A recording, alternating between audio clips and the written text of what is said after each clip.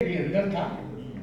चाह यही थी निज सर्वस्व लुटाकर कुछ कर जाऊं, माता के चरणों में अपना तन मन भेज चढ़ाऊं। राष्ट्र प्रेम का ज्वार भरा था लेकिन तन अंदर था, चेतन की भावना किंतु मैं निज शरीर से जड़ था। किंतु एक जाज्वल्यमान सूरज ने मुझे तपाया, मुझको छू करके उसने मेरा सम्मान बढ़ाया। उस सूरज बलिदानी का मैं पन्ना खोल रहा हूं, उस सूरज बलिदानी का मैं पन्ना खोल रहा हूं।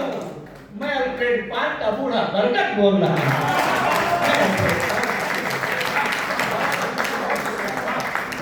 बहुत कमेंट्री सुनी आपने आदमियों की। आज एक बरगद की कमेंट्री सुनिए कि उस दिन कैसे कैसे क्या क्या घटना घटी है चंद्रशेखर आजाद के साथ। उस दिन रुदन देख स्वानों का मैं भी काम गया था। बरगद कह रहा उस दिन रुदन देख स्वानों का मैं भी काम गया था। आने वाली अनहोनी को मन में भाग गया था। नजर बात पर पड़ी, वहां वो युवक एक अंदर आया। चपल चाल शेरों सी चीते जैसी थी सुगठित काया। गौरवर्ण आजान बाह जो स्वर्ण निखर आया हो, ऐसे लगता था धरती पर शौर्य उतर आया हो। एक चित्र बनाता हूं, चित्र देखिएगा। ऐसे लगता था धरती पर शौर्य उतर आया हो। तनी हुई मूछें, जनेऊ कंधे पर पड़ा हुआ था। दीप्त भाव था, कोहिनूर लगता था चढ़ा हुआ था।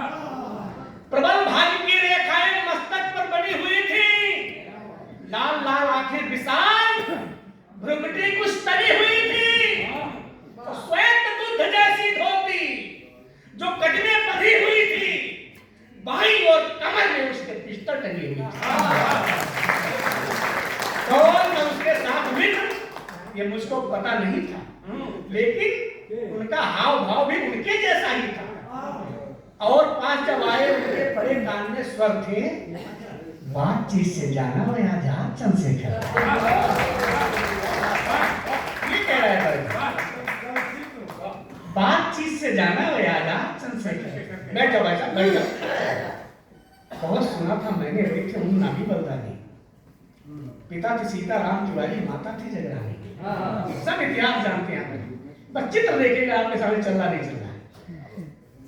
माता थी जगरानी। मैं समझ गया ये वही वीर आजादी का मतवाला जिसने बचपन में ही जज का दर्द चूर कर डाला।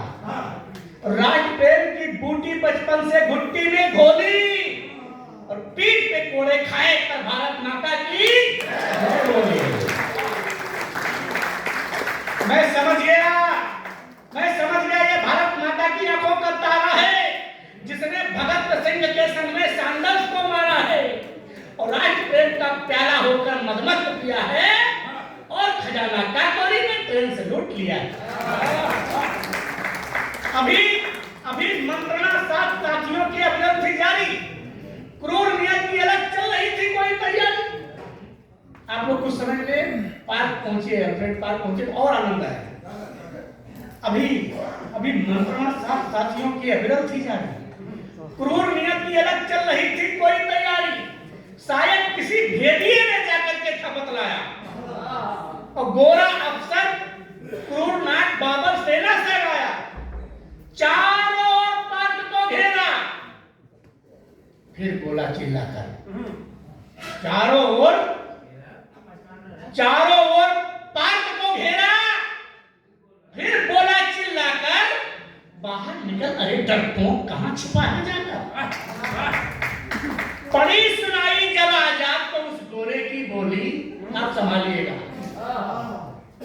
पड़ी सुनाई जब आजाद को उस गोरे की बोली, गरजा पिस्टल, सधा निशाना, चली एक फिर गोली और गाली देने वाले मुंह को गोली ताड़ गई थी। सीधे मुंह में घुसकर उसका जबड़ा फाड़ दिया।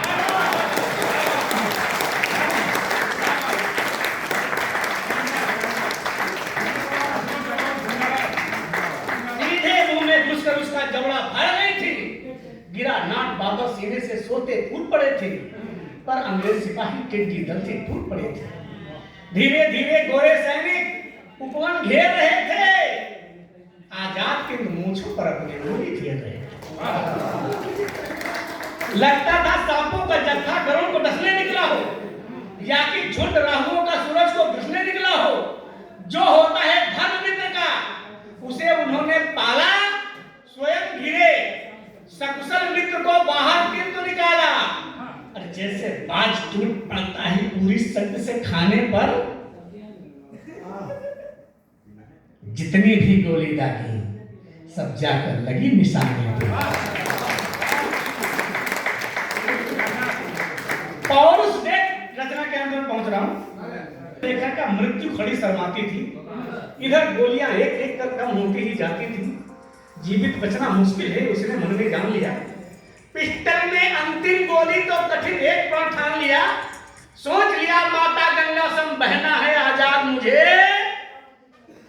जब तक अंतिम सांस रहेगी रहना है आजाद, रहना है। कुछ अनहोनी होनी है ये ईश्वर भी भाग गया। चंद्रशेखर का देख इरादा क्रूर काल भी कांप गया। माथे तिलक लगाकर मिट्टी भारत बना की जय बोली और पिस्टल रखे कनपटी पर, फिर दाग दिए अंतिम गोली। रचना के अंत में 4 पंक्तियां। गोली की आवाज सुनी तो धरती अंबर कांप गया। गोली की आवाज सुनी तो धरती अंबर कांप गया। हिंदी की चोटी कांपी व बृहद समंदर कांप गया। सूरज चांद और गगन के छिपे सितारे कांप गए। नदियों के पश्चत्थल कांपे, झरने सारे कांप गए। हाथी शेर बाघ कांपे, जंगल मरुस्थल कांप गया। वीर प्रसूता वसुधा का सारा भूमंडल कांप गया, सारा भूमंडल। और रचना के अंदर 2 पंक्ति बहुत ऐसी मैं कह रहा हूं, मैं पूरी रचना का की आत्मा कि भले चंद्रशेखर ने अंतिम गोली स्वयं को झोंकी थी। अगर आपको लगे कि ये 200% सही लिखा गया है तो आपकी 200% तालियां मिलनी चाहिए। मैं 100% से कभी पूर्ण नहीं होता हूं। भले भले चंद्रशेखर ने अंतिम गोली स्वयं पे झोंकी थी, लेकिन अंग्रेजी ताबूत में कील उसी ने ठोकी।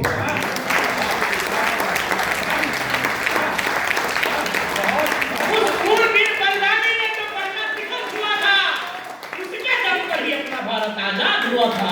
भारत आजाद हुआ था, भारत आजाद हुआ था। बोले भारत माता की, भारत माता की, वंदे वंदे। बहुत बहुत धन्यवाद, बहुत बहुत साधुवाद। आइए, ये सब आप लोगों के सुनने का प्रभाव है।